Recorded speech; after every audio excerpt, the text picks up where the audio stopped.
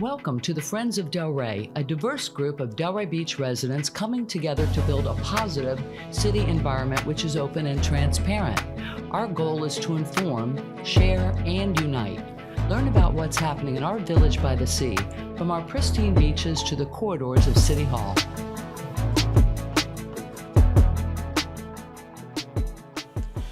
Hi, I'm Judy, Mollica, moderator for Friends of Delray podcast. And today we're doing candidate interviews. Friends of Delray sent out a questionnaire to all of the candidates in each of the races. And for those respondents that actually responded to the questionnaire, we've invited them to do a video. So today we're talking to Ryan Boylston, who is running in the seat 5 mayoral race. And the three candidates are Tom Carney, Ryan Boylston, and Shirley Johnson. Shirley was not able to respond to the questionnaire. Tom Carney did respond, but when I reached out to schedule the interview, I was not able to connect with him. So we're lucky to have Ryan here. Thank you so much, Ryan, for being here. Please tell Delray Beach all about yourself, although I think everyone knows you already. Yeah, well, thanks for having me. I feel like I'm back on the morning announcements. That's right. At school? Yeah, that's at right. school, yeah. So yes, I am Ryan Boylston. I am your vice mayor. I've been serving the city of Delray Beach for 6 years as a city commissioner. So I was elected in 2018 and then re-elected in 2021. Prior to that, I sat 6 years on the city commission. I'm on the DDA prior to sitting on the city commission. And 7 years prior to that, I was on the Pineapple Grove Arts District Board, which is where my service started in Delray Beach outside of volunteering. And with the 6 years on the CRA board, while I was a commissioner, I'm the only mayoral candidate to ever run that has 6 years on the DDA, Downtown Development Authority, 6 years on our CRA, and 6 years on the City Commission. Wow, that's a lot of community engagement. Yes. Thank you for all you do. Oh, thank you. Appreciate that. So what I'd like to do is just, you answered several questions, but for the sake of time, just stick to a couple of them. One of the questions I had, and you were kind enough to answer, is as an experienced community leader, what do you consider your 3 greatest accomplishments? And some of that might be a repeat of what you just said, but that's okay. Your 3 greatest accomplishments. Yeah, you know what? When I decided to run in 2018, one of the things I think that was very frustrating for myself as a resident and as a board member on sitting on these other boards was just watching the dysfunction at City Hall. We were going through a lot of city managers. We were going through a lot of department heads. It just seemed like we couldn't get out of our own way. And how do you tackle all those important things that a city needs to tackle and improve upon if you're constantly going through people A like revolving that? door, A right? revolving door. And not to mention, it just seemed like every city commission meeting, while it went on till the wee hours of the morning, sometimes all the way to midnight, it didn't feel like we were getting anything done. We were just spinning our wheels. So that was one of the reasons I ran, was to bring that stability back to the dais and also back to City Hall. So it's not easy. It's not easy. I own my own company. It's a 26-person firm out of West Palm Beach, and I'm the actual CEO of that company. It's easier to make decisions for when you're just one guy, right? When you're one guy, and we're in a, let's say we're in a little speedboat, right? And we can pivot this way, we can pivot that way. Right. But the city of Delray Beach, I'm not the CEO, right? I'm the board, and we have to hire a CEO, and the CEO makes those decisions, right? And we put policy and budgets in place to kind of steer what is more like a cruise ship, right? A big one, right? And so if you want to start changing direction, it takes a little bit more time, a little bit more patience, a little bit more planning sometimes. So I'm really proud to say that after 6 years with a global pandemic in the middle of those 6 years, by the way, that we are very stable at City Hall. Not only do we have a fantastic city manager and a city attorney that have both been there. One has been in that position for almost 6 years, one for 3 years. But then also all of our department heads, almost all of them, grew up through the system at City Hall. So they were promoted into that position, so they really know our city inside and out. So yeah, I'm very proud of that. Stability, and I think that some congeniality was sort of added to City Hall as well. That's kind of my outside looking in. Yeah, we've had our ups and downs when it comes to that, but I think what you're really seeing is a huge improvement in that area over the last year.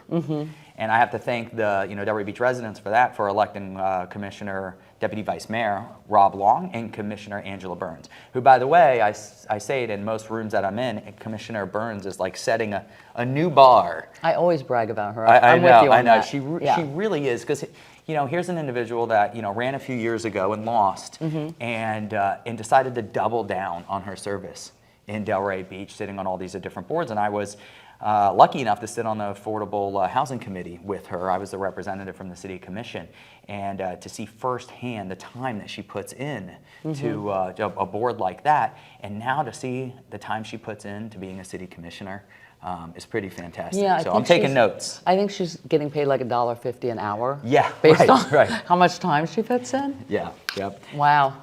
But yeah, I'm seeing the change. I'm feeling the change, and I think that some of the city employees that I've talked to are really feeling the change. They absolutely are, which makes them more productive. Of right? course. Less distractions. They can there's a direction chosen, and they can move forward on that direction. No second guessing. And then also, I will say over those 6 years, I was really proud of our city with how we handled the global pandemic, right? It's easy to be Monday morning quarterback and look back at it now, but if you really take yourself back to when it was happening, we were lost. No one knew. There was no blueprint. There was no blueprint, right? And then there was all these conversations, and then I remember my first trip to the grocery store. Do you remember your first trip to the grocery store? Yeah, absolutely. Like, and it was then just they had they had the arrows that you could only go one way. Yeah, you can only go one people way. are militant about it. You better not go the wrong way. And everyone was wearing masks. Right. Before that was even a topic of whether or not to wear masks. We didn't know what was going on. Right. And I think the city of Delray Beach did such a fantastic job as a whole. And I don't mean just our commission or just our employees. I mean everyone, our residents, our nonprofits. How we all got together to help our restaurants that couldn't serve food in their establishment, to serving food every single day to the residents that couldn't afford food, right? I mean, we all came together during that time. So that's less of something I'm proud of my own record, more proud of the city as a whole. That's impressive, and that's part of being a leader too, is making sure the city gets together in a proper direction. Absolutely. But you're also lucky to be a leader of this city. Yes, I am. So let's talk about money. And there's a lot of money coming up with the 2 bond issues passed, and then the water treatment plant, and then there's that outstanding Delray Beach golf course problem, Yes. and then I think the tennis center might need something. Like including all of that stuff that I just talked about, how do you think that over the next 5 to 10 years, Delray can effectively manage these and all the other financial obligations? Yeah, that's a great question. So when I first came into office, like I mentioned, stabilizing City Hall was really important, because if you don't have a stable City Hall and you don't have the right people in the right place, you can't try to tackle all these projects, hundreds and hundreds of millions of dollars of improvements. You can't even begin to think about that. You're just running your operating budget.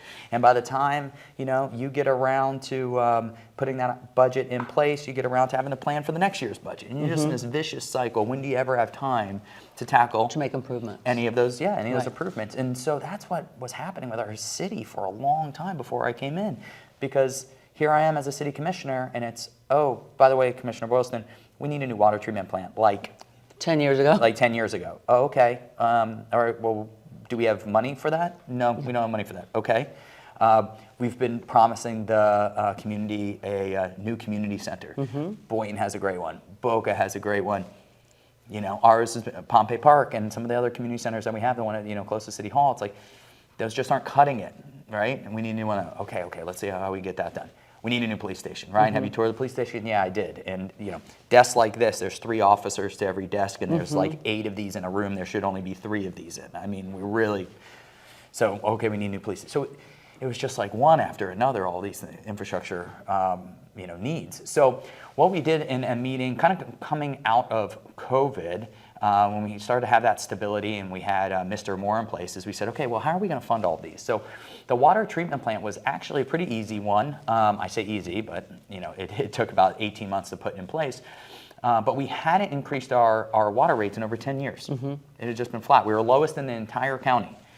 So that gave us some room to go out and get a revenue bond that we would then pay back over, approximately 30 years. With those increases. With those increases. Okay. So we have about, I think we had about $40 million in the account. We also got some help with some federal dollars, which was great. We had Lois Frankel come down, and celebrate that. So I think it was 11 to 13 million. And by the way, during this process, we'll continue to go and get more state federal dollars, right? But we have to put a funding mechanism in place. And so we did that with a revenue bond. And so that revenue bond will pay for the water treatment plant. The water treatment plant now, we have gone out to RFP for a design build partner. That's really important because we are fast tracking this new water treatment plant by picking a partner that will design it and build it.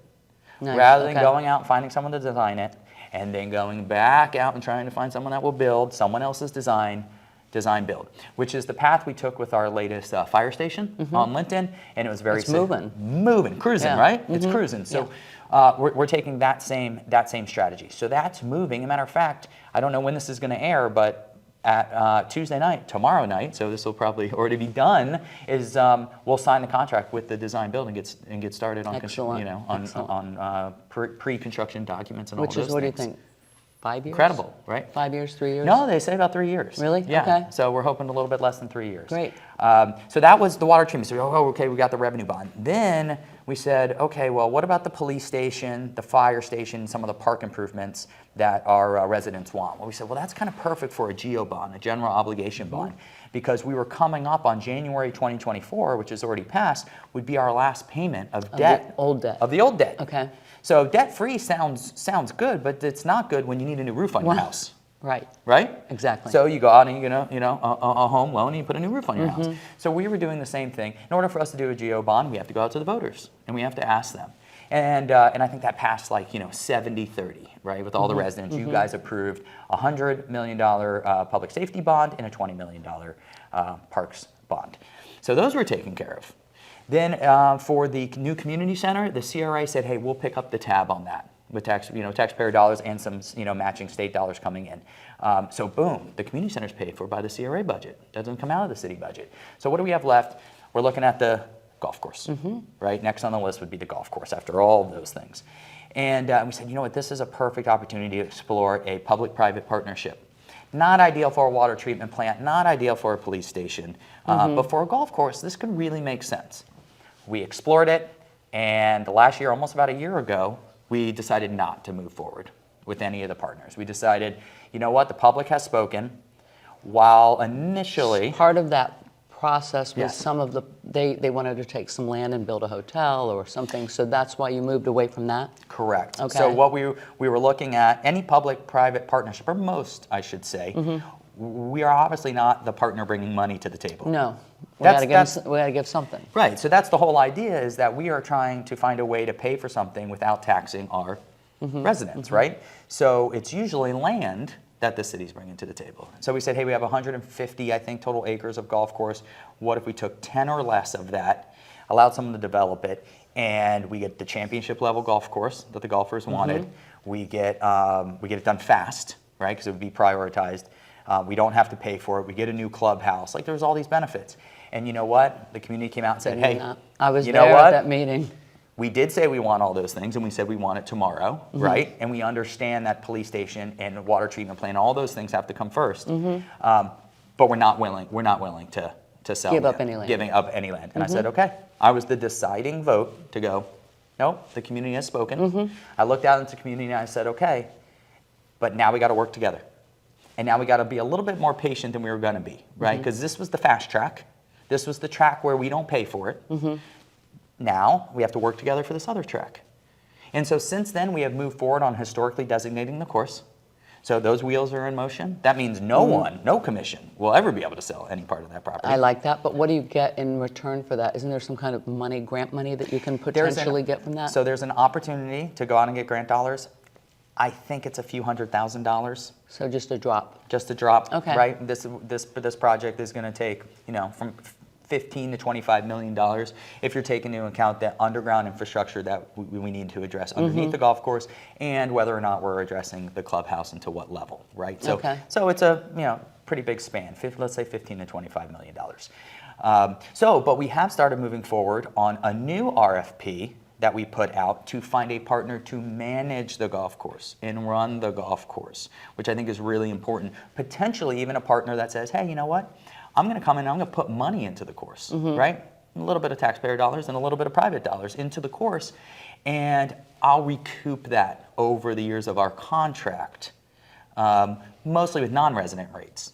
We'd still control resident rates, Right. but this partner might say, hey, we're going to control non-resident rates. We're going to take advantage of the market, and that's how we're going to pay ourselves back for the investment we're putting in your course. And they can rent the clubhouse facilities too, Potentially, perhaps. potentially. Yeah, As yeah, long as we continue to have control to provide a resident rate for not only the golf course, but for that clubhouse as well. That clubhouse, a lot of community events happen in that clubhouse, and we want to continue to be able to offer that. So that's what we're looking for now. That RFP is out there. Request for any proposals for a new partner. Okay. Yeah. Well, let's hope it goes forward. So a lot of different things. But your question was, so now we have this 5 to 10 years, and we have to build all these things. We do. And we have to keep them. We have to keep them in budget. So I look to our finance director, our city manager, our city attorney, right, to put all the right things in place. I think what you'll most likely see is we'll bring in some outside help. That's what I was thinking. Each project could probably take 1 or 2 people just to oversee it, right? Yeah, exactly. With So oversight. you could ramp up and say, hey, over the next 5 or 10 years, we're going to ramp up and hire all these people, and these people, once those projects are completed, would no longer be. And that's something that corporations do all the time, right? They hire up and then they hire down. Right, They hire up. right. I don't think that's necessarily right for municipalities to do. So I think what you'll find is we'll bring in outside help through contractors, through Okay. consulting companies. We've done that with procurement. So just recently, over the last few months, we've had a procurement specialist working with our team that's actually a consultant. Okay. So I think that's what we'll probably do to help manage these projects rather than put it all on top of staff, because like I said, they are running a city. It's a lot. It's a lot, right? With a police department and a fire department and a water treatment plant and utilities and parks and the list goes on. To toss all this on top of them, it would be a lot, right? So I think we'll bring in some outside help. Excellent. Yeah. Well, got a lot on your plate. Lot to We fix, do. lot- Delray and a Beach lot does, to keep yes. an eye on too, But at right? least it's all in motion, because Yeah. go back 6 years ago, none of it was. We talked about it. Right. Right. Right, but none of it was. That's awesome. Yeah. All right. Well, I've got the other questions I thank you for answering, but I've taken a lot of your time. Can you just tell our listeners why they should vote for you? That's funny you say. I feel like I've taken a lot of your time just sitting here, talking. But some of those questions, there's a lot of history, Yeah. there. It didn't happen overnight, and I think it's really important for everyone to understand that it took like years of planning of how we would fund this and how we'd fund this and how we'd fund this. And before we could do that, we had to have all the right people in place and make sure, the diocese is being, run properly and efficiently, and then the city could be run properly and efficiently. So it was a long story, but that's how much work has been put into the last 6 years, and we need to continue that motion, right? We need to continue moving in that direction, and I think it's really important that your next mayor is someone that's been up there for 6 years, that has sat in all these seats, that has worked with every single neighborhood. From corner to corner, our city is only 16 square miles, right? 4 miles by 4 miles. I remind people of that all the time. Right. And you could literally go into any neighborhood and they'll have a list of things that they've worked on with Commissioner Boylston. You can walk into any office of a nonprofit and they'll tell you a story of something I championed for them, right? Or something I worked on with them. You can walk into any school and the principal knows me by name, right? Or most of the coaches of our on our athletic fields. I think it's so important. This isn't just a commission seat. This is our mayor. Our mayor should have those established relationships. Our mayor should be an individual who's not polarizing, who's not looking to drive the conversation on the dais. We're a weak mayor system. The mayor should say, okay, we're going to talk about this subject. What does everyone have to say? And then open the floor. And shouldn't jump to split a 2-2 vote. That should be, last on the list, last option, right? First, it should be, well, what would it take for you two to come a little bit this way, or you two to come a little bit this way, right? Can we somehow get to, a 5-0 or a 4-1, and that we've been missing. We've been missing from the mayor seat is really embracing that weak mayor system of collaborating, right? And coming to, agreement to how to move forward, where some people don't get everything that they wanted, but that's okay. Right. Right? Because that's okay.